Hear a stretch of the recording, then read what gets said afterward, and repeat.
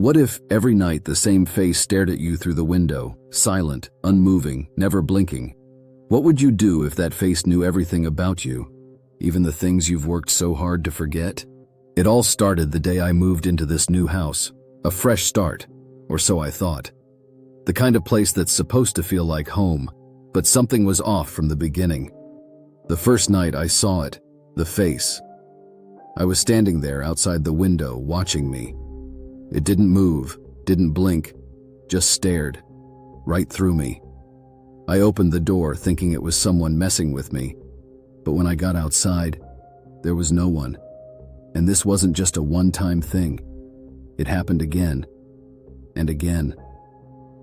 At first, I thought it was just my imagination, but the more it happened, the more real it felt. And then the whispers started.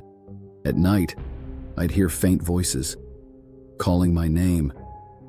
And that's when the memories started creeping in. Things I hadn't thought about in years, things I'd buried for a reason. Was this face just a figment of my imagination, or was it something more, something tied to my past? Because the more I tried to ignore it, the closer it got. And I began to realize, maybe this face wasn't just watching me. Maybe it knew everything about me. And maybe it was never going to leave. It wasn't supposed to be like this. Moving into a new home was supposed to mark a fresh start for me. After everything that happened, I needed to be far from the life I'd left behind. This house? It was perfect. Remote, quiet, no one around for miles. A place where I could escape the past. Or so I thought. On the surface, my life seemed to have stabilized. I chose this house to distance myself from everything tied to the accident and from everyone who knew me back then. But on the first night, I noticed something strange, a face staring through the window. I thought it was just my imagination, but I was wrong. At first, I thought it was a trick of the light.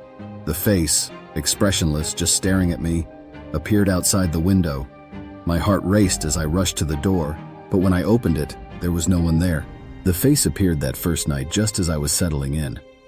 I thought it was someone playing a prank or a random stranger, but there was no sign of anyone. It happened again the next night and the night after that, always at 10:32 p.m. No matter how fast I ran to the door, the face was gone. The worst part? The face never moved. No blinking, no change in expression. It just stared. It was always there, night after night, like it was waiting for something. I tried brushing it off, but the face wouldn't leave my mind. It was always watching, and no matter how many times I checked, it was never there when I opened the door. As the nights went on, I started remembering things I'd buried deep. A car, the rain, a screeching noise, broken glass, and then nothing. I shook it off, told myself it was just stress from the move, but deep down I knew.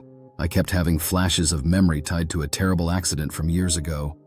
Every time the face appeared, it stirred something inside me, something I had spent years trying to forget. Every night the face appeared, same time, same place. I locked every window, drew the curtains, and still, there it was. And then, I started hearing it. Whispers. Just my name, softly at first. And then nothing. Each night the face grew more terrifying. It didn't move, but the whispers began. Faint, just enough to make my heart race. It felt familiar somehow, as if the voice was trying to tell me something. I set up cameras. I even put up motion detectors, anything to catch whoever was doing this. But the recordings showed nothing. It was as if the face didn't exist, except when I looked at it. I became obsessed with proving that the face was natural. I needed to know that I wasn't losing my mind. But no matter what I did, there was no trace of it. I asked neighbors and checked with local authorities. No one had seen anything strange. I started feeling like I was alone in this, completely isolated. One night, I dreamt about the accident, the sound of the rain pounding on the windshield, my hands gripping the steering wheel, white-knuckled, the car spinning out of control, and Sarah, her scream. I woke up with my heart pounding, only to find the face, closer this time, right at the glass. That night, I relived the accident in my dreams. Sarah, my best friend, was in the car with me. I could still hear her scream. When I woke up, The face was even closer to the window, staring at me with a silent, accusing gaze. Years ago, I'd been in an accident. Sarah, she was my closest friend, and I was driving. Recklessly. It was my fault. The truth is, I never told anyone what really happened that night. I convinced myself it wasn't my fault, but the guilt? It never went away. I caused that accident. I was driving too fast, too recklessly, and Sarah didn't make it. I kept that secret buried and never told anyone the whole truth. But now, with the face at my window, it felt like everything I'd tried to bury was coming back to haunt me. It wasn't just the window anymore. I saw the face in the bathroom mirror, reflected in shop windows, even on my phone screen. It was everywhere I turned, watching me, always watching. The face stopped being confined to the window. I saw it in reflections, in passing cars, and even on my phone screen. It was relentless. The whispers grew louder, now unmistakably Sarah's voice, asking why I left her, why I lied. I stopped sleeping. Every time I closed my eyes, I saw her face. The whispers turned into full conversations, accusations. She was everywhere, and no matter where I went, the face followed me. I couldn't escape her.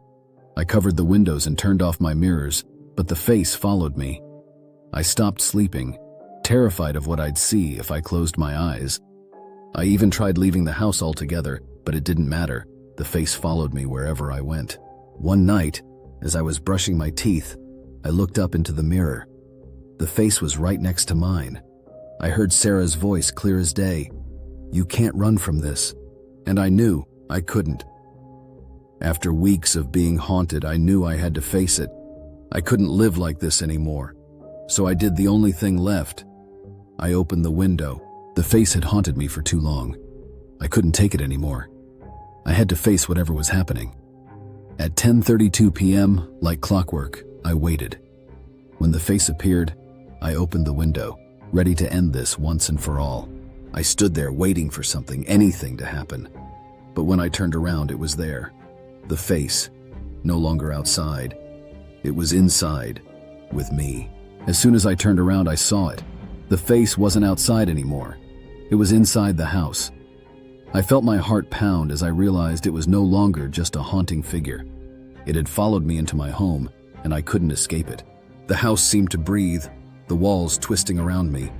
Sarah's voice was everywhere, accusing, louder and louder. There was no escaping it now. Sarah didn't just haunt me, I had become trapped inside my guilt. The walls seemed to close in on me. The room felt like it was warping, as if the face was inside my head, inside my mind. Sarah's voice grew louder, accusing me and reminding me of what I had done. There was no running from it now. I thought I was losing my mind, but when I looked out the window, it wasn't just my mind, it was my face. At first, I didn't want to believe it. My reflection was changing. Slowly, my features were fading, morphing into someone else's. Sarah's. I stared into the window, frozen. My face was slipping away, being replaced by hers. The face in the window wasn't just a ghost. It was me. It was my guilt, my fear, everything I'd buried, slowly taking over until there was nothing left of me. The more I stared, the clearer it became. The face in the window was never outside. It was inside me all along. As I watched, my reflection continued to change. Sarah's face became my face. I could feel myself slipping away, disappearing, just like she did that night. The face hadn't just been watching, it had been waiting to take back what I'd stolen. The reflection in the mirror wasn't mine anymore. It was Sarah's, ultimately. I felt myself fading, disappearing into the very thing I had tried so hard to forget. The face had been a warning, a reminder that you can never outrun what's inside you. Was the face ever natural? Or was it all in my head, my mind tearing itself apart under the weight of guilt? And now, with Sarah's face staring back at me in the mirror, I can't help but wonder, will the next person who moves into this house see my face in their window?